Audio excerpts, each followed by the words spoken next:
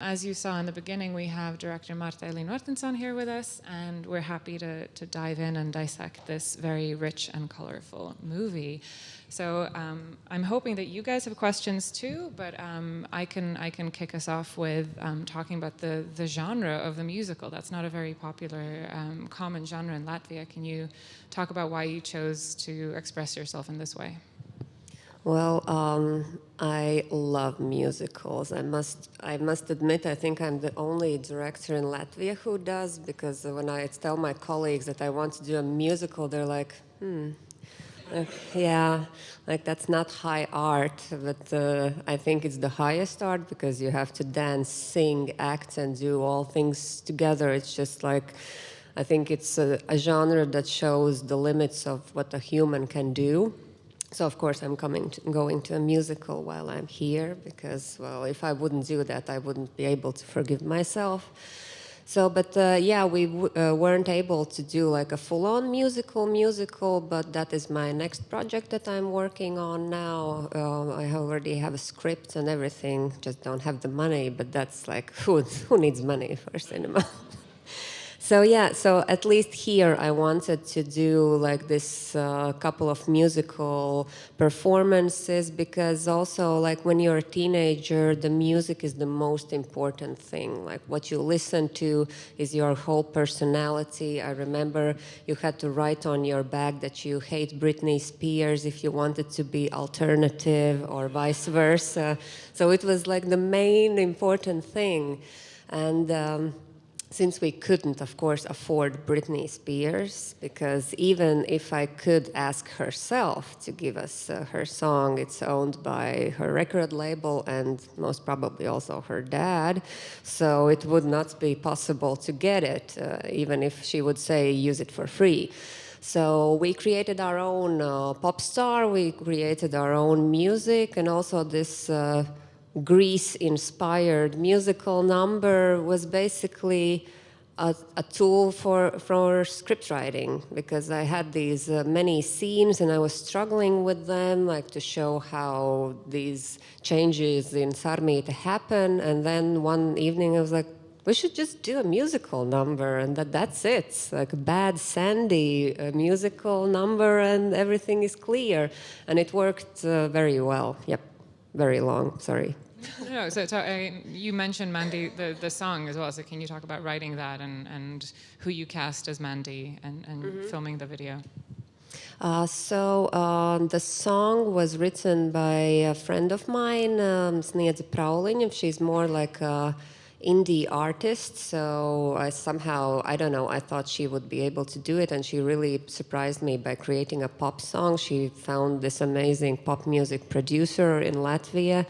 I cast this actress, Marta Elīna, whom I worked on my school films, my graduation film. She was the main actress, and I love to work with her, but she's not a teenager anymore, so I had to find a role for her. Plus, she sings very well. And the lyrics I wrote myself, my debut as a pop writer, so I could channel all my problems with my previous relationship in a weird pop song for a teen movie. So it was like a therapeutic, weird thing to do. And yeah, and then they recorded the song. We shot the music video, found a choreographer who who has actually studied in New York, like Broadway dancing, jazz dancing, pop dancing. So he's very versatile. So he basically choreographed everything that was with dancing. It just looked really fun to make. Like the whole film just looked so fun to make. And how was it working with the actors, and how did you create this kind of fun atmosphere and the bond that the girls had with each other? Well, we had a very good casting director who helped us to branch out the search, because, well, in Latvia we have less than 2 million people. The casting pool is not that big, let's say. So if you were to watch all Latvian films, you could see like the same people and just like patched together. Even in the extras, there are some people who always come and they enjoy being in films. But these girls, the main actress, she just answered an ad on Facebook, and my producer was reluctant. He was like, "I'm not sure." I told him that okay, we continue casting, but I was like, she will be the main character, but I will indulge you. So we continued casting, and in the end, it was like, no, the first girl was the best. And in the end, when he saw the film, he was like, "You were right." So yes, I was right. And they didn't know each other before, of course, but somehow they very quickly became friends, and they hang out even now. Like Katrīna and Sarmita are almost best friends now. The girl who plays Sveta is studying in Vienna now, so whenever she comes back, we always meet up together and do a Lemos reunion. And well, actually, they trusted me a lot, which was like they were like this. I felt like this meme of Steve Buscemi with the cap saying like, "How do you do, fellow kids?" And that was how I felt on the set. But they were very nice to me, and so all the time I would make very silly and dumb jokes, and that would like make this atmosphere much better. And after filming, I learned that the actresses had a notepad with my quotes, so they wrote down like the lamest jokes I've did, and they could quote them back to me. I was like, "Thank you, that's very nice of you." But they still quote them to me, and they're like, "This one was the best one. This one was the best one." So basically, yeah, it was very hard because it was the first COVID summer. And now looking back, it's super funny that we're stressed out about like 50 people who had COVID in Latvia. And afterwards, it was like 1,000, and everyone was like, yeah, well, so 1,000, tomorrow will be more. But we were like, no, I heard there's like 50 people that have COVID now. We have to be super careful. So, but yeah, they really liked their characters, and at one point I didn't even have to tell them anymore because we had very long discussions about that time, about their characters, and I could hear afterwards when we were doing the sound how they were improvising about their characters, these background things. They knew that they should talk about CDs, about all the millennial stuff, about Tamagotchis. So I would hear like these very weird made-up dialogues by kids who don't know anything about that time. They're like, "Oh yes, I forgot my floppy disk at home," and I was like, "Oh, that's so nice." So yeah, and they really like grasped their characters. So it was amazing. Yeah, I mean, that brings me to the next topic I wanted to talk about is like, so how much, to me, I forget that people maybe didn't know what a CD or a Tamagotchi is. So how was it teaching them about it? Like, what did you have to tell them? Actually, more than I wanted to, because I still have this delusion that I'm very young. And then when the main character said that she was born in year 2000, I was like, "Oh my God." And but they knew some things, but it was always like I told them not to traumatize me and not to say that's something I learned from my mom or from my aunt. I was like, "Don't tell that to me. Let's just not do this." But we just went through the script, and they were asking me, and the weirdest question was that the girl who plays Eva asked me, "What is Coca-Cola Light?" And I was like, "Well, it's like Coke Zero, but light." And she's like, "Okay, never heard of that." And so yeah, I explained what's a floppy disk, how we made our own CDs, and the interesting part was that how fashion changed, because now looking at the film, you see like that's the fashion everyone wears now. But when we were filming it, it was nobody liked it, like, and all the kids were shocked that they have to wear like pants that are not they just use skinny jeans, and they were like, "How do you walk in these? They're so wide, they're so uncomfortable." And the guys had a trick; they would lift them up like skirts so that they could move. And now everyone wears wide pants, and it's weird to wear skinny jeans. So that was like one thing that happened. So yeah, basically they asked me mostly, I think, about fashion, like why would you wear this? And I would always say, I don't know. It was what we wore. Are there any questions? Otherwise, yeah, Doris? In terms of how did you start with this period? I mean, you grew up in this period, it just sort of resonated with you. So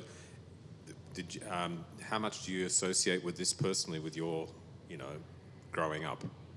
The most autobiographical thing is the three best friends, because that was the first impulse, because I started thinking about this project when I understood that me and my best friends from first grade basically we're still very close friends, and my best friend, as I call her, Sveta Prototype, is still my best friend forever. So, and I started thinking, why are we still friends? Because, well, we're so different. And then I understood that it's really because we were such lame-os when we were growing up. We had so much fun because we didn't have many friends. We were not cool. We had to make up things to have fun. So we would do these weird things, and I thought I want to do a film about girls who are best friends and do weird things.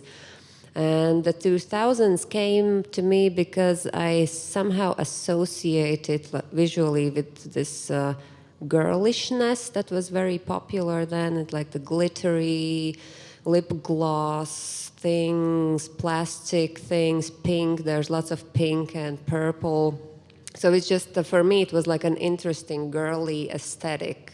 So that's why I put it in that time. And plus, I could read my very boring diaries from that period and do some research, like how much things cost, because that was one thing I wrote down it was an important thing, how much things cost, because we didn't have much money. And it's like, so this thing costs like this, and I will save up and I will buy these pants and everything. So yeah. Yes, please. Yes. I was struck by how many references to the theater there were in the movie. It begins with her writing a play. There's Caesar and Cleopatra, there's Rome. It ends up with in a theatrical setting, and she comes out as the director. And I'm wondering if that's, one, on a conscious level, theater, and two, is that part of the culture, young people, and references to the theater, is theatrical knowledgeability is part of the culture in Latvia? Actually, theater is very popular in Latvia. I would say, sadly or not, I don't know, it's not sad, but I think theater is more popular than films in Latvia, because most of the actors also who play in films, they come from the theater background. And I myself am also a theater director. It's my first education, and then I went into film. And I'm interested in combining these two things, theater and film. So also that's why I'm interested in musicals, because even in lighting, sometimes they combine, like Chicago, they combine Broadway light design with cinema light design. So it's interesting. And also, like the theater environment, it's very, I think, connected with the teenage years, because everything is playing. You play a role all the time. So basically, school is your Shakespearean stage, and everything is so dramatic, and it feels like life or death if somebody says hi to you or not. So it's like this heightened way of living that somehow is very also theatrical. And I remember that some of the classmates were telling me that I am acting something, because I was too, like, a drama kid, like, oh, I wanted to be so dramatic all the time. And I couldn't understand why they're telling it to me, because you could see that everyone is acting. We're all acting all the time, because we're trying to understand who we are at that age. So, yeah, I hope that answered the question. Very much so. I had gone on a trip to Ireland, and I was struck by how well-schooled the people were in the theater. They knew Irish theater very well, and how much more so there than in America. You don't find that kind of knowledgeability of the theater, and I have that feeling in Latvia it might be the same amongst young people, knowledgeability of the theater. I just had that sense of it in the movie. I think so, but well, I can't be sure. It's like always that we talk about these bubbles that probably in my bubble the young people all know about theater, but it's possible that I go out of my bubble and it's not that popular. But no, it's a very important thing, and also like in. Also about Ireland, it's also one of the main things, I think, for identity. There's so many great Irish playwrights and actors, so of course it's something that you can hold on to. Maybe it's also connected with like, being a smaller country, that you identify yourself with your playwrights, with your stories and your theater. Yeah, I don't know. I was struck by the fact that at that age, they had so much pressure to decide what they wanted to do with the rest of their lives, like what track they wanted to be on. That is that still going on? I think it's not that harsh now, because there's, I don't know, now it's, I was talking to another Latvian director, and we we're talking about the fact that even now at 30 you can still figure out what you're doing. So the adulthood is a bit postponed. But when I was growing up, especially, I went to a quite strict school, and they had this horrible idea to divide classes into the smart ones and the not as smart ones. So you had to take tests, and they would say, okay, you go to the, they never called it like that, but you know that you were in the smart class and you were in the not so smart class. That was one horrible experience to have, and afterwards, when you went to high school, you had to choose. Either you would do like humanities or languages or sciences. And also, again, exams, also, again, you have to get credit points, and then they even could throw you out of the school, because if you weren't, you didn't have as much better grades, you had to find like another high school, so goodbye. So that was something that I talk a lot with friends from my school and from my age that we did. We were constantly under pressure. So you had to be the best, or you're basically nobody. And after high school, when you go to university, you're like, this is great. I love this. So yeah, university was better, yeah. Yeah, Sam? Yeah, so I would love to hear you talk a bit more about those moments when the film really breaks into this bizarre, surreal world to depict these heightened teenage emotions. My favorite were the lampreys and the like kind of civil war with the punks in the park. I would love to just hear more about that. I think it's hilarious.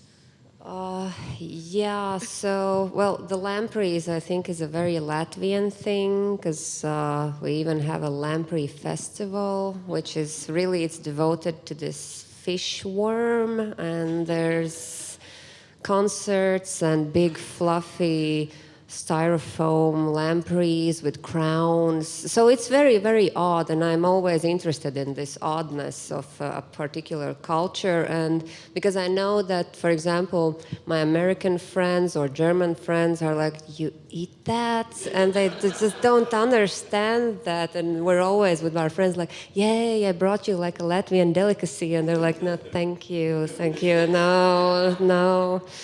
So I was interested, like, what's it about? Plus, I think they just look very, like, visually interesting. And I remembered a scene from Disney's Little Mermaid when she can't talk, but around her friends, like fishes and fish and the seagull, they're all singing like, kiss the girl, kiss the girl.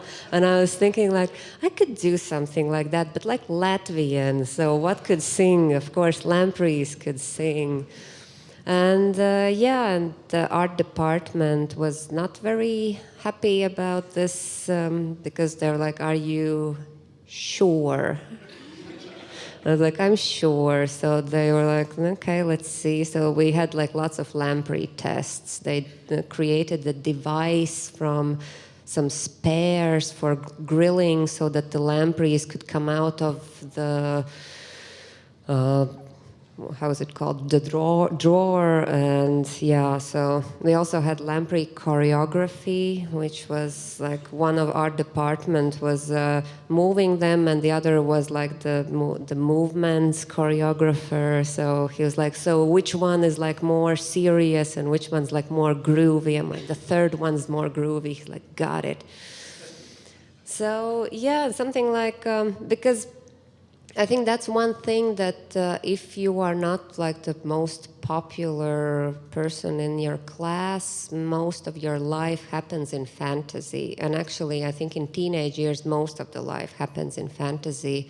Because we were talking to the actor who's playing the PE teacher, and he said that 90% of the time that he spent at school, it was daydreaming about what he will be when he grows up, what adventures will he have. So that's something I wanted to see, like to show visually, that because school is boring at that point. You just sit there from morning to evening and all you do is daydream, I think, and study a bit. I think there was another question. Yeah. I mean, I have two quick questions, but I just briefly want to say like thank you, because this is like a movie I wish I had growing up, because I love that it has kind of the superficial like late 90s, early 2000s plot points of like chasing a boy, while also kind of acknowledging the like really toxic kind of like body image culture of the time with like eating disorders and everything. So I really appreciate that. I was really interested in the like taxidermy fox that keeps reappearing, and if that is related to the other animals in the film, like the cat and the peacock and everything. And then I was also wondering why the mom is the only character that like acknowledges the camera. So the taxidermy animals, I think, even though I love animals and I'm a vegetarian, I'm obsessed with taxidermy. I'm pretty sure, thanks to David Lynch's Twin Peaks, which was my first childhood biggest impression, and it's like full of taxidermy. I didn't notice it when I watched it the first time because I was just like blown away, but I rewatched it recently. I was like, oh, that's where this love weird thing comes from. It's from Twin Peaks. So, and we had this idea that since it's a memory story, that she just can't remember all her classmates, and she just puts the stuffed animals as a part, oh, okay, maybe that was someone who was sitting there, but I have no idea, because we tried with my best friend to remember all our classmates, and we couldn't. We were like, oh, there was this girl and the one that looked like her, but so yeah, something about this memory that plays tricks on you. And plus, I just wanted to put stuffed animals in it. And the other question was about mom. I think first thing was because lots of these things that she says are things that I heard from my mom, and I felt very bad that she would, that I would not give her a voice, that I would just like tell things how they affected me, because I know how my mom's life was and how she was growing up, and I wanted to give her a chance to sort of, this character tries to say, no, you're wrong because you remember it like you remember. For me, there were other things. So, and plus, I think the mother and the daughter is the tightest bond ever. So I think that it made sense for me that she is the only one who tries to. Plus, it's a very mom thing. Like, no, it was different. You're just making things up. So she tries to control even her story. So these both things. Are there any final questions? Otherwise, maybe we can wrap up with question about the language. Can you talk about the slang that they used in the film? And I don't know if all of it translated into English, and just a bit about the language world that you created. Basically, first thing was that we knew that we were making a PG-13 movie, so we couldn't use swear words, even though we did swear quite a lot at that time, I must admit. And then I remember that me and my classmates really had these made-up swear words because our class teacher, she got really angry once because it was a funny thing. We had like 6 boys in class and like 20 girls. So the girls started swearing a lot. And she gathered us together and she told us that the boys have complained that the girls are swearing too much. And we were like, are you kidding me? So then we understood that we have to make up these swear words that are not as rude, but that are more funny. And I remember them by reading my diaries, and then I put them in the mouths of the characters. Plus, if Sarmīt is like a writer, it makes sense that she makes up words on the go. So, but I was very happy to find this old English word flapdoodle, which was the weirdest, but it's something just who is dumb, as I understood, but it's such a good word, so I was happy to find something that I could mix together. All right, unless there's any final questions, I think we can wrap up there. And thank you so much, Marta, for talking to us and explaining more about the universe. So thank you. Thank you for coming. Thank you.